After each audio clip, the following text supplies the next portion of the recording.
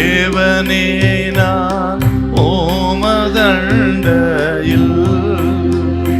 இன்னும் நெருங்கி சேர்வதே என் ஆவல் பூமியில். மத்தேயு சுவிசேஷம் 21ஆம் அதிகாரம் 29-30 வாசிக்கலாம்.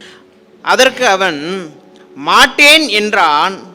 ஆகிலும் பின்பு அவன் மனஸ்தாபப்பட்டு போனான். இளையவனிடத்திலும் அவன் வந்து அப்படியே சொன்னான்.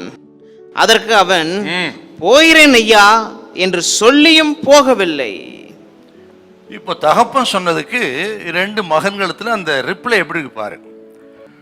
மகனே, என் திராட்சை தோட்டத்துக்கு இன்னைக்கு நீ போய் வேலை செய். அது கேட்ட மூத்த மகன் போக மாட்டேன் அப்படி சொல்றாங்க.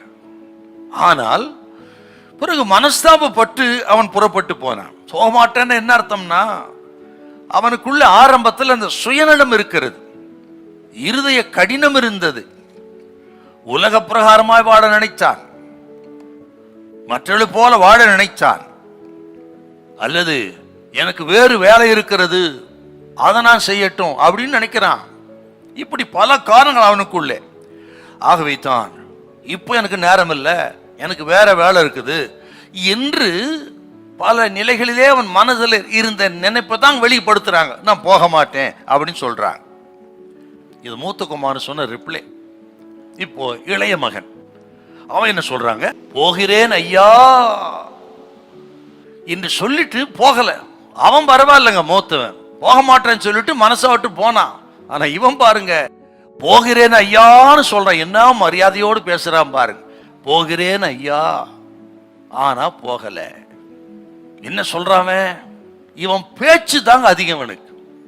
இவன் பேச்சு இனிமையா இருக்கிறது, மிருதுவா இருக்கிறது, ஆனால் செயல் அதற்கு மாறா இருக்கிறது. இப்படிப்பட்ட இளைய மகன்கள் நம்மில் அநேகர் இருக்கிறார்கள். வாயில தான் ஊழியம், வாயில தான் பரிசுத்தம், வாயிலே தான் வைராக்கியம், ஆனால் செயலில் இல்லை. இதுதாங்க இன்னைக்கு பரிதாபம். இன்றைக்கு தேவராஜ்யம் நஷ்டப்பட்டு கொண்டிருக்கிறது, ஆத்மகள் அழிந்து கொண்டிருக்கிறார்கள். பார்த்து கொண்டு சும்மா இருப்பவர் மகன்கள் அல்ல. இதோ நான் போகிறேன் என்று புறப்பட்டு போய் நம்மால் ஆனதை செய்ய தேவன் நம்மை அழைக்கிறார்.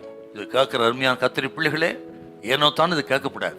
ஆண்டவருக்கு என்று எதையாக செய்யுங்கள், இன்றைக்கு செய்யுங்கள், அன்பினால் அதை செய்யுங்கள், தகப்பன் இருதயத்தை அறிந்து செய்யுங்கள். அதற்கு ஒரு ஆசீர்வாதத்தை கர்த்தர் தருவார். ஹல்லேலூயா, ஹல்லேலூயா.